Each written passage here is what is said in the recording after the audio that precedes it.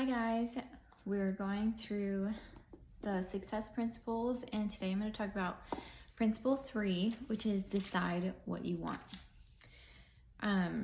So when we were growing up, we kind of heard a lot of the things where like money doesn't grow on trees and you can't have everything you want, and hard work is rewarded, and if you work hard for something, then you're more worthy for a reward and that sort of thing. So we kind of, as we grow older, when we're hearing that all the time, we really get discouraged about dreaming, and we just start having smaller dreams and smaller visions and stop reaching too high, because we heard so many times like, well, that's not really possible, or that's not really what people do, or you can't really make money that way, or that's not a real job, that's not a real career, or like our family doesn't do that, or something like that. So this chapter is really about breaking those beliefs and thinking outside the box and thinking in a different way than we have been, based on all the things that we've been hearing for so many years. And I think that's really fun because on a day-to-day basis, especially if we're going to work and we're just going through the motions and doing what we need to do, going home, doing it all again the next day, you really don't dream a lot. You just kind of get into the groove of things, and that's that. And then that's how you make money, whether you like it or not. You have to pay the bills, and that's the way that you chose to do it. And that's one of the only ways, or it's the easiest, or it might be boring, but it's working. So anyways, it's just fun to dream again. And so chapter 3 is really one of my favorites because it gets my brain moving again. It gets me dreaming and thinking about what I actually want. One of the titles is Don't Live Someone Else's Dream. And that could mean your parents or your friends. Like if all of your friends are becoming lawyers, and like you should really become a lawyer, but that is not your dream whatsoever. Or maybe your parents are lawyers and they're like, you're going to be a great lawyer too. And that's not something that you want to do. Just don't live someone else's dreams. Kind of, we're respectful of everyone around us and our parents too, but sometimes their dreams aren't our dreams, and that's okay. And then often we think about what we should do. What should we do to make the most money, or what should we do to have the most security, or all the shoulds. And then it goes into stop settling for less than what you want. And so I really like this principle because it talks about advocating for yourself. So he tells a story about him at a conference, and everybody had notebooks on the chairs. And his chair had a yellow notebook. And he was thinking, I hate yellow. But the person next to him had a blue notebook, and he was like, man, I really want that one, in his head. He didn't actually say it. And then the first thing the speaker said was, if you don't like the color of your notebook, switch with somebody. You deserve to have everything you want. And so he asked his neighbor, he said, I really like the color blue. Do you want that one? And he was like, no, I really want the yellow one. It's so bright and happy. So they switched, and they were both much happier for it. And I really appreciate that, because I think sometimes we're often built to think that advocating for yourself is selfish or disrespectful or obnoxious or anything negative.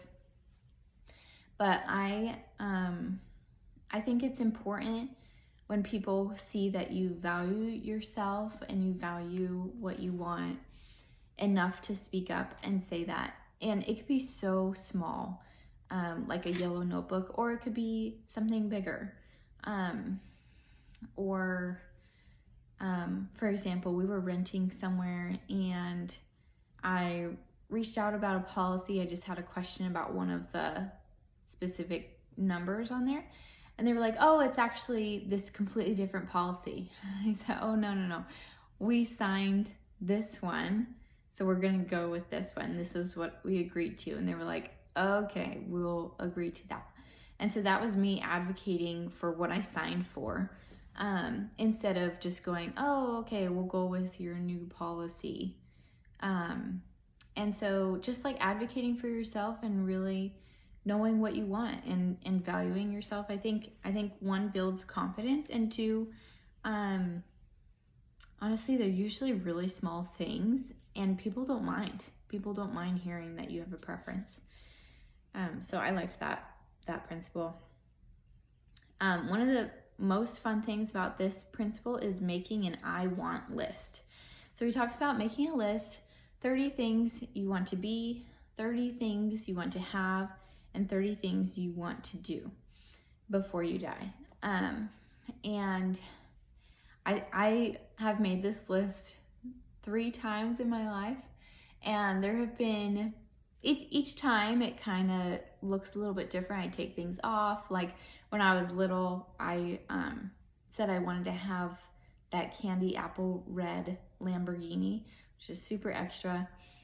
That didn't make it onto the next 2 lists. I had no desire to have that candy apple red Lamborghini anymore. But when I was younger, I also put like, I want to be married, I want to have kids, or I want to adopt a child. And those things have come on to the next 2 lists as well. Well, actually, the second list definitely, and then I did get married and have kids, and so the 3rd list looks a little bit different now as well. But it's just really cool to see how it evolves. You can do this multiple times in your life, and you can see how the priorities in your life change a little bit. And it also makes you realize that, this is your list and these mean a lot to you, and then where you are currently looks very different.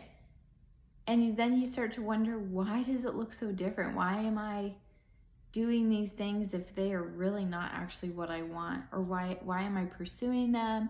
Why am I spending so much time on these things that are not on my list? They're not part of my vision. They're not part of the ideal life that I'm looking for. So I really like making that kind of list.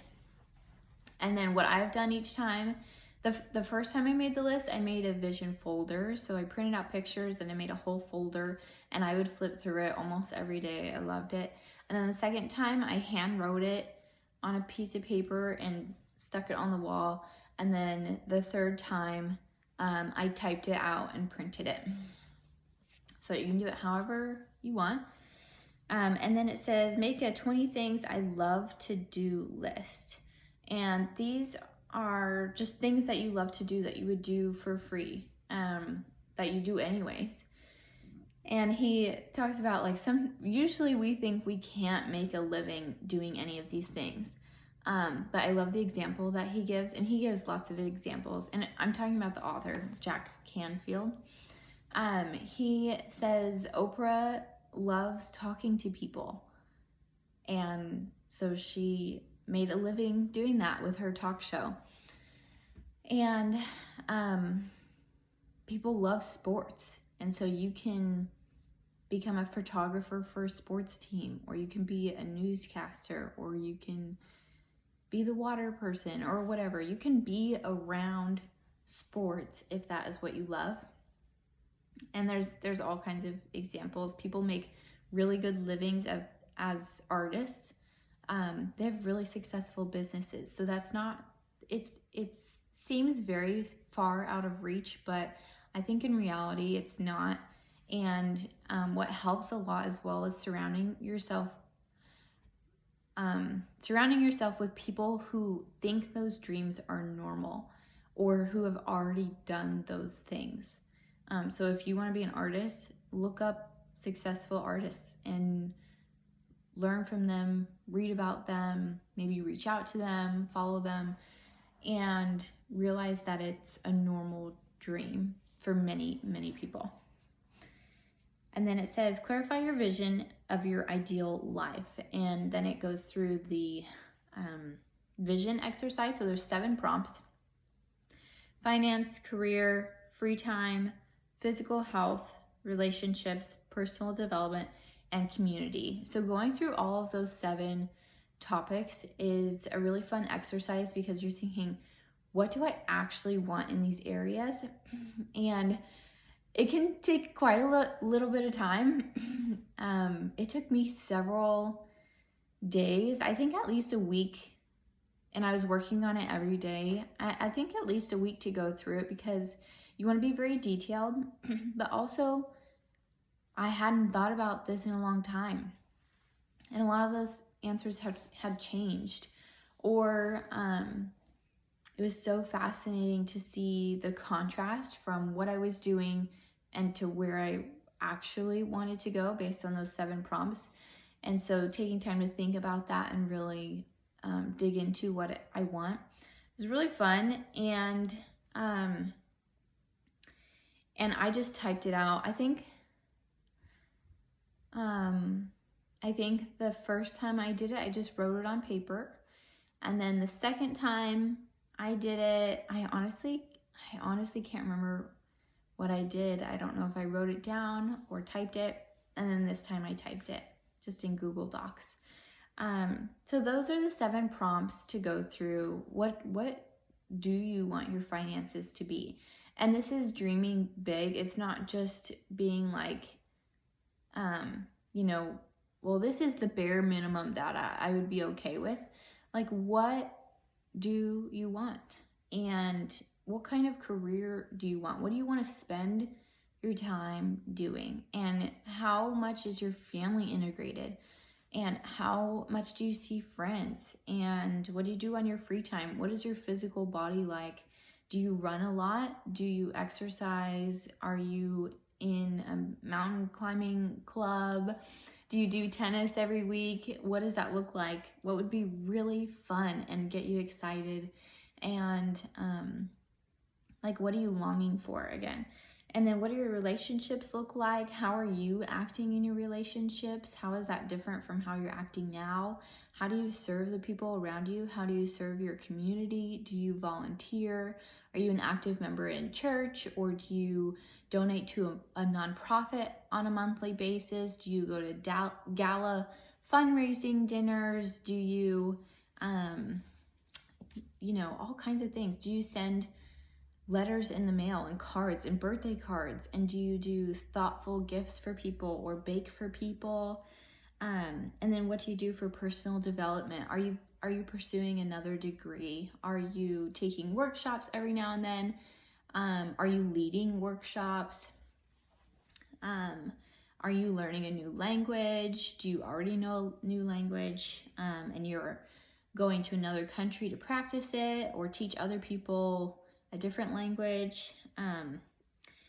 There are endless possibilities, and it's just really invigorating to dream again and think about these. And a lot of the things we think of are much more normal than we think. It can get discouraging sometimes, depending who you're listening to or where you were raised or how you were brought up.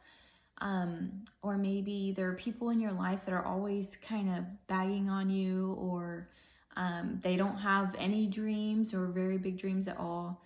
And so that can be discouraging, and that seems normal. That is your normal right now. And so looking at what do you want your normal to be, and then finding the people who that is normal for them, and adopting that as your normal. So I love Principle 3. I love this book. Maybe I'll share my list or my 7 prompt answers in a blog post or something later. But right now I just wanted to go through the basis and encourage you to ask those questions and just journal about it, or type it up, or do a voice memo, or maybe listen to a podcast about dreaming again or something like that, to get you back into it and get your mind thinking about the reality that you're in and the reality that you want to create, and wondering what that looks like, and just reestablishing your belief in yourself. And yeah, so that's all, and I hope you have a great day.